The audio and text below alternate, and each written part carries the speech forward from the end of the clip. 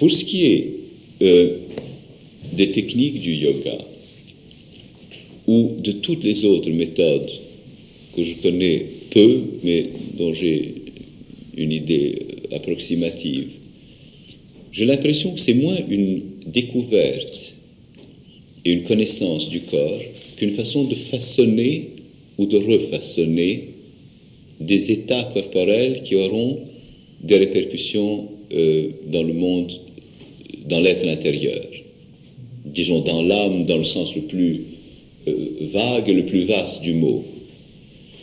Et de ce point de vue, je crois qu'on ne peut pas simplement prendre des techniques corporelles d'une tradition spirituelle et les utiliser sans plus dans une autre tradition spirituelle.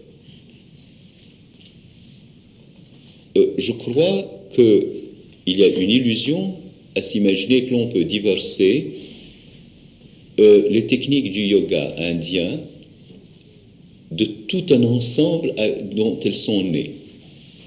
Et que l'on peut, par exemple, faire du yoga indien baptisé. Ce n'est pas simplement un point de vue théorique, c'est quelque chose que j'ai observé très attentivement chez des gens qui l'ont fait. Et de deux choses l'une, ou bien la personne découvre à un certain moment qu'il faut cesser,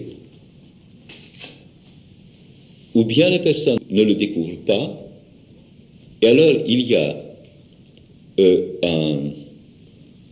une collision, quelquefois une collision qui détruit très profondément et trop de choses entre ce que la technique du corps a donné et ce que l'orientation intérieure définie par, je ne dirais pas l'évangile, c'est peut-être trop dire, mais définie par la direction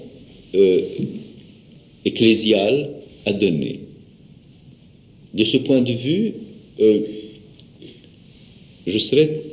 j'ai tendance maintenant, bien plus qu'avant, à être très circonspect.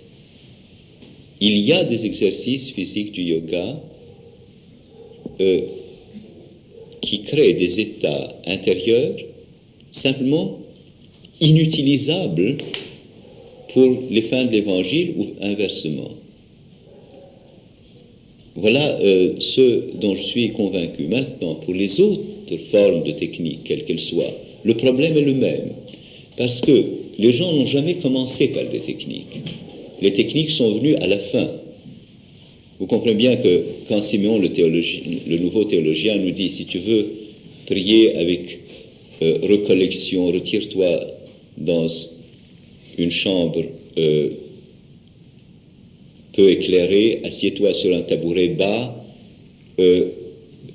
joins les genoux, baisse la tête, appuie-la fortement contre ta poitrine, ferme les yeux, fais telle ou telle chose. Il n'a pas inventé tout ça pour voir comment ça marcherait. Il a simplement prié et à l'instant où il émergeait de sa prière, il a remarqué que voilà la position où il était. Il a trouvé qu'en fin de compte, chaque fois qu'il priait, telle ou telle chose se produisait. Sa respiration était plus lente, elle était plus superficielle, etc. Et ensuite, pour retrouver simplement des conditions physiques qui faisaient que son corps ne le gênait plus, ou que, au contraire, les fonctions, les rythmes, les activités de son corps étaient une aide, il s'est replacé expérimentalement dans ces situations. Mais le fait de se placer dans cette situation n'implique pas du tout que tu peux prier, parce que la prière ne naît pas de ça. Tu peux étouffer à force de ne pas respirer, et tu ne prieras pas pour ça. Tu peux avoir des crises de cœur à force d'écouter les battements de ton cœur, tenir le pouls, ça ne te donnera pas la prière de Jésus. Mais il y a tout de même une correspondance. Et je crois qu'il ne faut pas s'imaginer que l'on peut ni inventer une technique, ni simplement transposer une technique. Je crois que le succès d'une technique transposée dépend ou bien du génie de celui qui le transpose, ou de l'insensibilité de celui qui le transpose. Il y a des gens qui sont assez lourds et insensibles pour que les nuances ne les frappent pas. Alors il n'y a pas de danger. Il y a des gens qui ont du génie et qui, sans savoir, font juste la petite transposition, la petite inexactitude qui permet de transposer d'une façon adéquate. Mircea Eliade,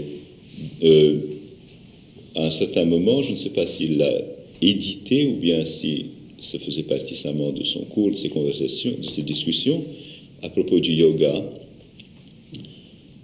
c'est que des exercices qui sont devenus naturels et faciles après 5000 ans dans une civilisation donnée, qui a façonné de génération en génération des corps, des mentalités, etc., simplement ne peuvent pas être transposés parce qu'ils ne peuvent pas être refaits d'une façon presque instantanée.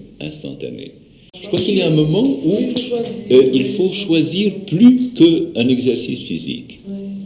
Une mentalité d'abord, et au-delà de la mentalité, une adhésion à quelque chose de beaucoup plus élaboré que simplement une méthode.